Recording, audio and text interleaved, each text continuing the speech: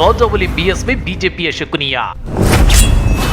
ಆ ಓರ್ವ ನಾಯಕನನ್ನ ಕಟ್ಟಿ ಹಾಕಲು ಶಕುನಿ ಕುತಂತ್ರ. ಬಿಎಸ್ವೈಗೆ ನಿದ್ದೆಯಲ್ಲೂ ಕಾಡ್ತಾರ ನಾಯಕ. ಬಿಎಸ್ವೈ ಬಿಜೆಪಿಯ ಮಾಜಿ ಸಿಎಂ, ರಾಜ್ಯ ಬಿಜೆಪಿಯಲ್ಲಿ ಲಿಂಗಾಯತರ ಏಕಮೇವ ದ್ವಿತೀಯ ನಾಯಕ. ಇವರನ್ನ ಇವರ ಅಭಿಮಾನಿಗಳು ಪ್ರೀತಿಯಿಂದ ರಾಜಾವಲಿ ಅಂತಾನು ಕರೀತಾರೆ. ಆದ್ರೆ ಇನ್ಮೇಲೆ ಬಿಎಸ್ ಯಡಿಯೂರಪ್ಪನವರಿಗೆ ಶಕುನಿ ಅನ್ನೋ ಹಣೆಪಟ್ಟಿಯು ಅಂಟಿಕೊಳ್ಳುತ್ತಾ ಅನ್ನೋ ಅನುಮಾನ ವ್ಯಕ್ತವಾಗ್ತಿದೆ. ಯಾಕಂದ್ರೆ ಬಿಎಸ್ವೈಗೆ ಹೊಸ ಬಿರುದನ್ನ ಓರ್ವ ನಾಯಕ ಕೊಟ್ಟಿದ್ದಾರೆ. ಹಾಗಾದ್ರೆ ಆ ನಾಯಕನನ್ನ ಕಟ್ಟಿ ಹಾಕೋಕೆ ಬಿಎಸ್ವೈ ಶಕುನಿ ತಂತ್ರಗಾರಿಕೆ ಹೆಣದ್ರ. ರಾಜಾವಲಿ ಬಿಎಸ್ವೈಗೆ ನಿದ್ದೆಯಲ್ಲೂ ಕಾಡ್ತಾರ ಆ ನಾಯಕ. ಹಾಗಾದ್ರೆ ಯಾರು ಆ ನಾಯಕ ಅಂದ್ರ ಅದನ್ನ ಡೀಟೇಲ್ ಆಗಿ ತೋರಿಸ್ತೀವಿ. ಆದ್ರೆ ಅದಕ್ಕಿಂತ ಮೊದಲು ಹಲೋ ಕನ್ನಡ ಯೂಟ್ಯೂಬ್ ಚಾನಲ್ ಅನ್ನ ಸಬ್ಸ್ಕ್ರೈಬ್ ಮಾಡ್ಕೊಳ್ಳಿ. ಹಾಗೇನೇ ಪಕ್ಕದಲ್ಲಿರೋ ಬೆಲ್ ಬಟನ್ ಅನ್ನು ಪ್ರೆಸ್ ಮಾಡಿ. ಮಾಜಿ ಸಿಎಂ ಬಿಎಸ್ ಯಡಿಯೂರಪ್ಪ ತಮ್ಮ ಮಗ ಬಿವೈ ವಿಜಯೇಂದ್ರ ಅವರಿಗೆ ರಾಜ್ಯಾಧ್ಯಕ್ಷ ಸ್ಥಾನ ಗಿಟ್ಟಿಸಿಕೊಟ್ಟ ಮೇಲೆ ಹಿರಿ ಹಿಗ್ಗಿದ್ರು. ರಾಜ್ಯ ಬಿಜೆಪಿಯಲ್ಲಿ ಇನ್ಮೇಲೆ ನನ್ನ ಮಗನೇ ಕಿಂಗು, ನಾನೇ ಕಿಂಗ್ ಮೇಕರ್, ಇನ್ಯಾರು ಕಮಕ್ ಕಿಮಕ್ ಅನ್ನೋಕೆ ಚಾನ್ಸೇ ಇಲ್ಲ ಅಂತ ಅಂದ್ಕೊಂಡಿದ್ರು. ಈ ನಡುವೆ ಸಿಎಂ ಸಿದ್ದರಾಮಯ್ಯ ಬಿಎಸ್ವೈ ಅಂಡ್ ಪಟಾಲಂ ವಿರುದ್ಧ ಆಗಾಗ ವಾಗ್ದಾಳಿ ನಡೆಸಿದ್ರು. ಅದಕ್ಕೆ ರಾಜಾವಲಿ ಬಿಎಸ್ವೈ ಡೋಂಟ್ ಕೇರ್ ಅಂದಿದ್ರು. ಅಷ್ಟೇ ಅಲ್ಲ, ರಾಜ್ಯ ಬಿಜೆಪಿಯಲ್ಲಿ ತಮ್ಮ ಮಗನನ್ನ ಭವಿಷ್ಯದಲ್ಲಿ ಸಿಎಂ ಮಾಡೋ ಮಹದಾಸಿಯನ್ನ ಬಿಎಸ್ವೈ ಹೊಂದಿದ್ದಾರೆ ಅನ್ನೋ ಮಾತುಗಳು ರಾಜ್ಯ ಬಿಜೆಪಿ ವಲಯದಲ್ಲೇ ಕೇಳಿ ಬರ್ತಿವೆ. ಕಳೆದ ರಾಜ್ಯ ವಿಧಾನಸಭಾ ಚುನಾವಣೆಯಲ್ಲಿ ಬಿಜೆಪಿ ಸೋತ ಮೇಲೆ ಬಿಎಸ್ವೈ ಕೈಗೆ ಆನೆ ಬಲ ಬಂದಿತ್ತು.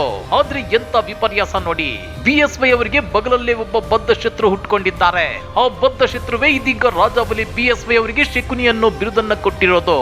ಹಾಗಾದ್ರೆ ಬಿಎಸ್ವೈ ಅವರ ಬದ್ಧ ಶತ್ರು ಯಾರು ಗೊತ್ತಾ? ಅವರು ಬೇರೆ ಯಾರು ಅಲ್ಲ, ರಾಜ್ಯ ಬಿಜೆಪಿಯ ಹಿಂದೂಬಲಿ, ಹಿಂದುತ್ವದ ಫೈರ್ ಬ್ರ್ಯಾಂಡ್ ನಾಯಕ ಬಸನಗೌಡ ಪಾಟೀಲ್ ಯತ್ನಾಳ್.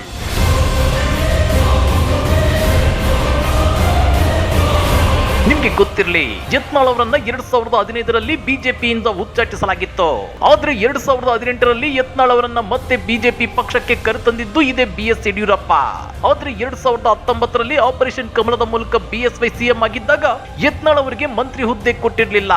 ಇದರಿಂದ ಬಿಎಸ್ ಯಡಿಯೂರಪ್ಪ ವಿರುದ್ಧ ಮುನಿಸಿಕೊಂಡಿದ್ದ ಯತ್ನಾಳ್ ಬಿಎಸ್ವೈ ಮತ್ತು ಬಿವೈ ವಿಜಯೇಂದ್ರ ಅವರ ವಿರುದ್ಧ ಪದೇ ಪದೇ ಬಹಿರಂಗವಾಗಿ ವಾಗ್ದಾಳಿ ನಡೆಸ್ತಾನೆ ಇದ್ರು.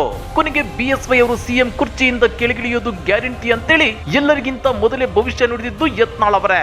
ಅಂದ್ರೆ ಒಂದರ್ಥದಲ್ಲಿ ಯತ್ನಾಳ್ ಬಿಎಲ್ ಸಂತೋಷ್ ಟೀಮ್ ಬಣದಲ್ಲಿ ಗುರುತಿಸಿಕೊಂಡು ಬಿಎಸ್ವೈ ಅವರನ್ನ ಹಣಿಯಲು ಭರ್ಜರಿ ಪ್ಲಾನ್ ಮಾಡಿದ್ರು ಅನ್ನೋ ಮಾತುಗಳಿವೆ.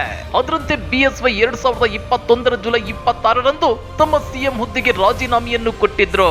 ಇಂಟ್ರೆಸ್ಟಿಂಗ್ ವಿಷಯ ಏನಂದ್ರೆ, ಬಸನಗೌಡ ಪಾಟೀಲ್ ಯತ್ನಾಳ್ ಬಹಿರಂಗವಾಗಿ ಬಿಎಸ್ವೈ ಮತ್ತು ಬಿವೈ ವಿಜಯೇಂದ್ರ ಅವರ ವಿರುದ್ಧ ಬಹಿರಂಗವಾಗಿ ಆವತ್ತಿಂದ ವಾಗ್ದಾಳಿ ನಡೆಸ್ತಾನೆ ಇದ್ದಾರೆ. ಆದ್ರೆ ಹೈಕಮಾಂಡ್ ಮಾತ್ರ ಯತ್ನಾಳ್ ಅವರಿಗೆ ನೋಟಿಸ್ ಕೊಟ್ಟಿಲ್ಲ, ಅವರ ವಿರುದ್ಧ ಶಿಸ್ತು ಕ್ರಮವನ್ನು ಕೈಗೊಂಡಿಲ್ಲ. ಬಿಜೆಪಿ ಹೈಕಮಾಂಡ್ ನ ಈ ನಡೆ ಹಲವು ಅನುಮಾನಗಳಿಗೆ ಎಡೆ ಮಾಡಿಕೊಟ್ಟಿದೆ.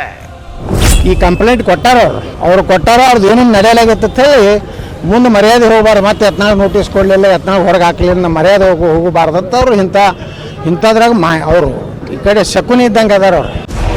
ಇನ್ನು ವಿಧಾನಸಭಾ ಚುನಾವಣಾ ಸೋಲಿನ ನಂತರ ಬಿಎಸ್ವೈ ಮಾತಿಗೆ ಹೈಕಮಾಂಡ್ ಮನ್ನಣೆ ಕೊಟ್ಟು ಕರ್ನಾಟಕದಲ್ಲಿ ಬಿಎಸ್ ಯಡಿಯೂರಪ್ಪ ಅವರನ್ನ ಸೈಡ್ಲೈನ್ ಮಾಡಿದ್ದಕ್ಕಾಗಿನೇ ಲಿಂಗಾಯತರು ಮುನ್ಸಿಕೊಂಡಿದ್ದಾರೆ.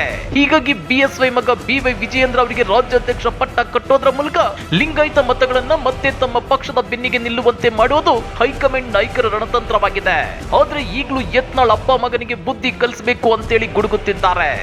ವಿಜಯೇಂದ್ರ ಅವರನ್ನ ಚಿಂದಿ ಚೋರ್ ಅಂತೇಳಿ ಟೀಕಿಸಿದ್ರು. ಈಗಲೂ ಬಿಎಸ್ವೈ ಮತ್ತು ಬಿವೈ ವಿಜಯೇಂದ್ರ ದುಬೈ, ಮಾರಿಷಸ್ ನಲ್ಲಿ ಅಕ್ರಮ ಆಸ್ತಿ ಮಾಡಿದ್ದಾರೆ ಅನ್ನೋ ಗಂಭೀರ ಆರೋಪಗಳನ್ನು ಯತ್ನಾಳ್ ಮಾಡ್ತಿದ್ದಾರೆ. ಪರಿಸ್ಥಿತಿ ಹೀಗಿದ್ರು ಬಿಎಸ್ವೈ ಯತ್ನಾಳ್ ಬಗ್ಗೆ ಮಾಧ್ಯಮಗಳಿಗೆ ಪ್ರತಿಕ್ರಿಯೆಯನ್ನೇ ಕೊಡ್ತಿಲ್ಲ. ನಾನು ಯತ್ನಾಳ್ ಅವರ ಬಗ್ಗೆ ಪ್ರತಿಕ್ರಿಯಿಸಲ್ಲ ಅಂತೇಳಿ ಬಹಿರಂಗವಾಗಿ ಹೇಳ್ತಿದ್ದಾರೆ. ಆದ್ರೆ ಈ ಬಗ್ಗೆ ಕಿಡಿಕಾರಿರೋ ಬಸನಗೌಡ ಪಾಟೀಲ್ ಯತ್ನಾಳ್ ಬಿಎಸ್ ಯಡಿಯೂರಪ್ಪ ಶಕುನಿ ಇದ್ದ ಹಾಗೆ ಅಂತೇಳಿ ನೇರವಾಗಿ ವಾಗ್ದಾಳಿ ನಡೆಸಿದ್ದಾರೆ. ಅವ್ರು ಏನ್ ಹೇಳ್ತಿರ್ತಾರೆ ಅದ್ರ ಉಲ್ಟಾ ನಡೆದಿರ್ತೈತೆ ಒಳಗೆ. ಯಡಿಯೂರಪ್ಪ ಅವ್ರ ಮಗ ಏನ್ ಮಾತಾಡ್ತಾರಲ್ಲ, ಹಿಂದಕ್ಕೆ ಹೇಳಿದ ವಿಜಯೇಂದ್ರ ಏನ್ ಹೇಳಿದ್ದ, ಶೋಭಾ ಕಂಡ್ಲ ಅಧ್ಯಕ್ಷ ಆಗಲಿಕ್ಕೆ ಯತ್ನಾಳರು ವಿರೋಧ ಪಕ್ಷನಾಗ ನಮ್ದೇನೂ ತಕರಾರಿಲ್ಲ. ಆಟ್ರಾಗ ಅಲ್ಲಿ ಮ್ಯಾಗ ಹೈಕಮಾಂಡ್ದಾಗ ಎಲ್ಲ ಪ್ಯಾಕ್ ಮಾಡ್ಕೊಂಡು ಬಂದಿದ್ರು. ಅದಕ್ಕೆ ಹೇಳಿಕೆ ಕೊಟ್ಟು ಇವತ್ತೇನು ಯಡಿಯೂರಪ್ಪ ನಿನ್ನ ಹೇಳ್ಯಾರಲ್ಲ, ಈ ಕಂಪ್ಲೇಂಟ್ ಕೊಟ್ಟಾರ ಅವ್ರು ಅವ್ರದ್ದು ಏನೇನು ನಡೆಯಲಾಗತ್ತೆ ಹೇಳಿ ಮುಂದೆ ಮರ್ಯಾದೆ ಹೋಗಬಾರ್ದು. ಮತ್ತೆ ಯತ್ನಾಳ್ ನೋಟಿಸ್ ಕೊಡಲಿಲ್ಲ, ಯತ್ನಾಳ್ ಹೊರಗೆ ಹಾಕಲಿಲ್ಲ, ಮರ್ಯಾದೆ ಹೋಗಬಾರ್ದಂತ ಅವ್ರು ಇಂಥದ್ರಾಗ ಅವರು ಈ ಕಡೆ ಶಕುನಿ ಇದ್ದಂಗೆ ಅದಾರ ಅವ್ರು. ಕೇಳಿದ್ರಲ್ಲ ಯತ್ನಾಳ್ ಅವರು ಹೇಳಿದ್ದನ್ನ. BSY ಶಕುನಿ ಇದ್ದಂಗೆ ಅವರು ಏನ್ ಹೇಳ್ತಾರೋ ಅದರ ಉಲ್ಟಾ ನಡೆದಿರುತ್ತೆ. ಯಡಿಯೂರಪ್ಪ ಹಾಗೂ ಅವರ ಮಗ ಮಾತನಾಡಿದ್ದು ಉಲ್ಟಾ ಆಗಿರುತ್ತೆ ಅಂತೇಳಿ ಯತ್ನಾಳ್ ವಾಗ್ದಾಳಿ ನಡೆಸಿದ್ದಾರೆ. ಈಗ ಯಡಿಯೂರಪ್ಪನನ್ನ ವಿರುದ್ಧ ದೂರು ಕೊಟ್ಟಿದ್ದಾರೆ. ಅದು ಏನು ನಡೆಯುತ್ತಿಲ್ಲ. ಹೈಕಮಾಂಡ್ ಯತ್ನಾಳ್ಗೆ ನೋಟಿಸ್ ಕೊಟ್ಟಿಲ್ಲ, ಪಕ್ಷದಿಂದ ಹೊರಗೆ ಹಾಕಿಲ್ಲ. ಇದರಿಂದ ತಮ್ಮ ಮಾನ ಮರ್ಯಾದೆ ಹೋಗುತ್ತೆ ಅನ್ನೋ ಕಾರಣಕ್ಕೆ ಯಡಿಯೂರಪ್ಪ ಹೀಗೆ ಹೇಳ್ತಿದ್ದಾರೆ.